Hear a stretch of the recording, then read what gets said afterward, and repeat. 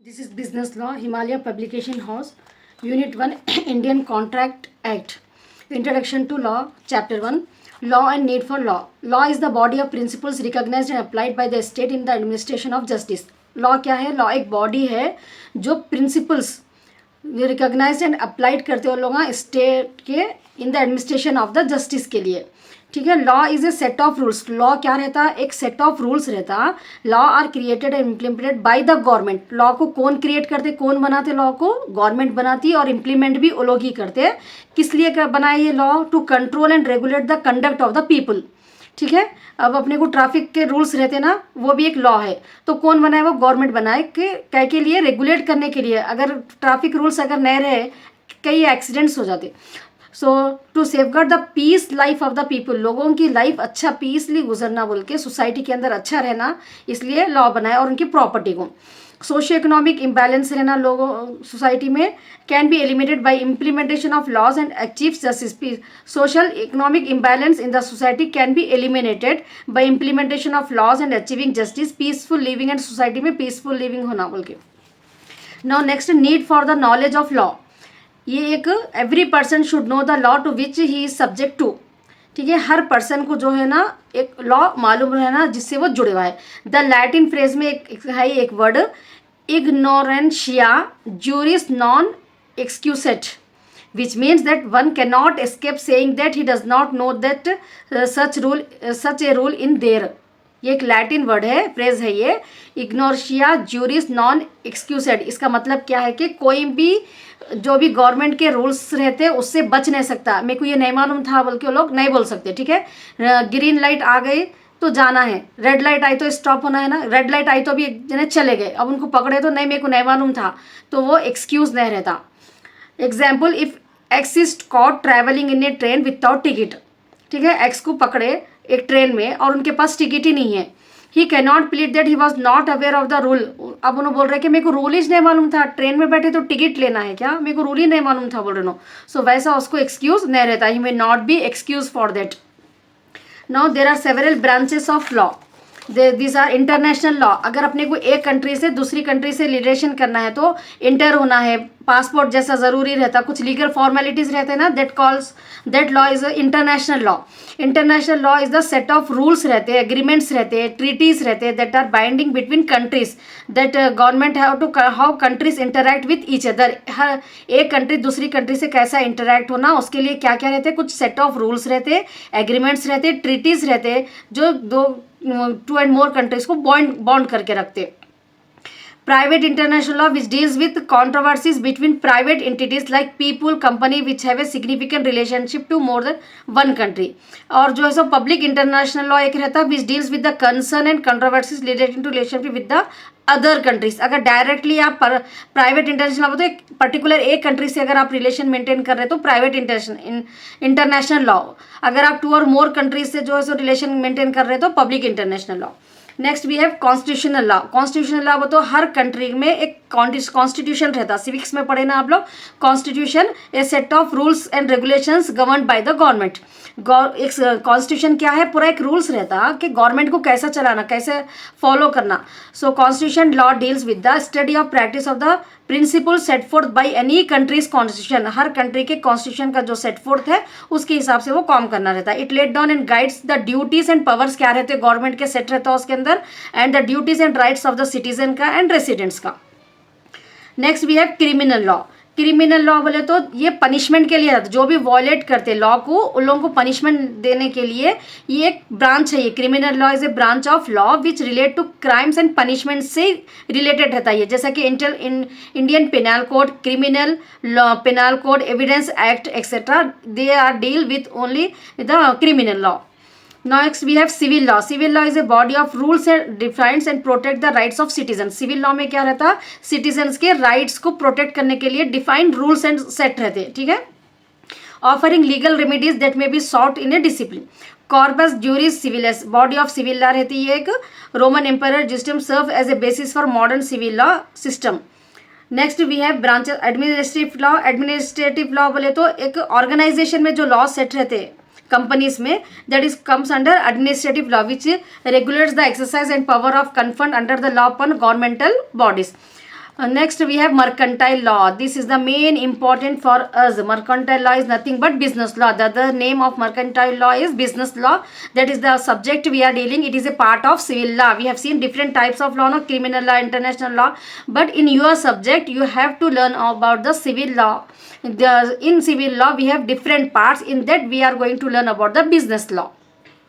It deals with the contractual situation, contracts के situations को बताते हैं इसमें. Right and obligations arising out of mercantile transactions. अगर दो पर्सन मिलके या दो कंपनीज मिलके अगर कुछ कॉन्ट्रैक्चुअल रिलेशनशिप मेंटेन कर रहे हैं, सो क्या ड्यूटीज रहते हैं उन लोगों के, क्या रूल्स एंड रेगुलेशंस रहते हैं, that is there in the business law. A mercantile law में बी ए सिंगल इंडिविजुअल भी हो सकते हैं, partnership, joint stock company. The mercantile law is also use to denote the aggregated body of legal rules connected with the trade, industry, commerce से जो भी legal rules connect रहते हैं, that comes under the mercantile law. Now sources of mercantile law, ये कहाँ से आया अपने को बिजनेस लॉ. ये what are the sources of this? There are English mercantile law. Sources of mercantile law में 4 टाइप्स है. English mercantile law, Indian statute law, judicial decision, custom and usages. ये सबसे मिलके अपने को मर्केंटाइल लॉ फॉर्म हुआ India में. English mercantile law for many years in India was under the British control of the British. No, अपना 1947 में अपने को इंडिपेंडेंस मिला, तो जब तक अपने पास जो भी रूल्स एंड रेगुलेशन सेटअप थे वो पूरे क्या है, ब्रिटिश के थे. सो 10 ब्रिटिश लॉ और इंग्लिश लॉ जो भी था, direct influence on Indian law. अपने इंडिया के जो भी लॉ बने उसमें इन लोगों का इन्फ्लुएंस है कैसा भी. Therefore the major source of Indian mercantile law is the English mercantile law. जो अपने को ब्रिटिशर्स बना के सेट करे थे अपने इंडिया में, वो लॉ भी अपने पास अभी भी कंटिन्यू चल रहा थोड़ा.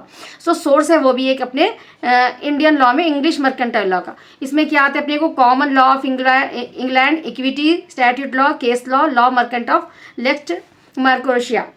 Next, Indian statute law. A bill passed by the parliament and signed by the president. Parliament में जो मीटिंग होती है वहाँ पर जो बिल बनते ना, वो बिल जब पार्लियामेंट से पास होके उसके ऊपर प्रेसिडेंट की साइन लग जाती, वो स्टैट्यूट हो जाता. ठीक है, एक एक्ट बन जाता, एक कानून बन जाता वो एक. Indian laws are embodied in the various acts passed by the central as well as state legislature. तो वैसा अपने पास इंडिया में कई लॉ बने सो है जो सेंट्रल और स्टेट लेजिस्लेचर पे. The Indian contract act 1872. This is the particular one chapter we have. Indian Contract Act 1872. Sale of Goods Act 1930. Companies Act 1956 are some example of this statute law. No next, judicial decision. Judicial decisions बोले तो यहाँ पर पहले जो भी cases solve होते ना, मतलब पहले जो भी केसेस अगर कुछ कोर्ट में गए थे उन लोगों का रिकॉर्ड रहता. ठीक है, बेस्ड ऑन दैट ये चीज़ से रिलेटेड अगर कुछ प्रॉब्लम अब ये प्रेजेंट में अगर आ रहा, जो पास्ट में उसका ऑलरेडी जजमेंट जो दिए सो है उसके बेस पे यहाँ पर डिसीजन लेते हैं. That is called as judicial decisions. Judicial decisions are also called case laws भी बोलते हैं उसको, case law. This is a source of law based upon previous judicial decision. पहले के जो भी डिसीजंस रहते have to be followed in the similar future cases. Future में सेम वो तरह के अगर केसेस आ गए तो जो जजमेंट अपने को पास में दिए सो है वो केसेस को फॉलो करना. This is also called as doctrine of equity. The decision in earlier case should be equally applicable रहना, similar case in future. Next, customs and usages. थोड़े रिलीजियंस के हिसाब से जो भी कस्टम्स रहते हैं, जो भी ट्रेडिशंस रहते हैं, जो यूजेज रहता है, for a longer period of चलने के बाद वो एक लॉ बन जाता. ठीक है, custom is any rule that having been continuously and uniformly चलते जा रहा, ऑब्जर्व हो रहा for a long time, has obtained the force of law in any local area, tribe, community, group of family. Any custom to become legally recognizable has to be accepted by the court of law. Court of law को उन लोगों के जो भी customs रहते हैं उसको accept करना पड़ता है, and then it should be incorporated in the judicial system. Thus strong customs and there उसका जो लॉन्ग यूजेज रहता वो भी जो है सो एक सोर्स बन जाता है इंडियन मर्केंटाइल लॉ का. Now next we have Indian contract act 1872. The contract enter by mercantile persons the business persons during mercantile transaction. जो भी उनको business transaction, trade, commerce, industry से रिलेटेड जो भी ट्रांजैक्शंस के लिए कॉन्ट्रैक्ट में जब वो एंटर होते, डील करते, then they have under deal under contract act, एक कॉन्ट्रैक्ट एक्ट की उससे वो लोग जो है सो इंटर होते। In India Indian contract act 1872 governs law of contracts. तो ऐसे जो इन ट्रेड कॉमर्स इंडस्ट्रीज से जो भी लॉ रिलेटेड है अपने इंडिया में, वो इंडियन कॉन्ट्रैक्ट एक्ट 1872 से गवर्न होता वो। Before 1872 the business transaction were regarded by the personal law of individuals के पर्सनल लॉ के बेस पे चलते थे। लेकिन during 1872 Indian contract act brought into existent हुआ ये, and which are recognised unified principles of mercantile law. Now Indian contract act कब start हुआ ये? It is formed on 25 April 1872 and come into force from 1 September 1872 and before 1872 are not governed by Indian contract act. The act applies of the state except Jammu and Kashmir, ये rules नहीं follow करते, ठीक है। ये law Jammu and Kashmir में applicable नहीं है। 266 sections है इसके। सेक्शन 1 से 75 तक principles of law of contract, law of contract के प्रिंसिपल्स क्या रहते हैं, जनरल प्रिंसिपल्स। और सेक्शन 76 से 123 deals with the sales of goods act, sales of goods act. Then 124 से 238 सेक्शन तक ये लोग जो है सो contract like indemnity, guarantee, bailment, pledge. Then 239 to 266 dealt with the contract relating to partnership. It's clear, these are the 266 sections are there in our Indian Contract Act 1872.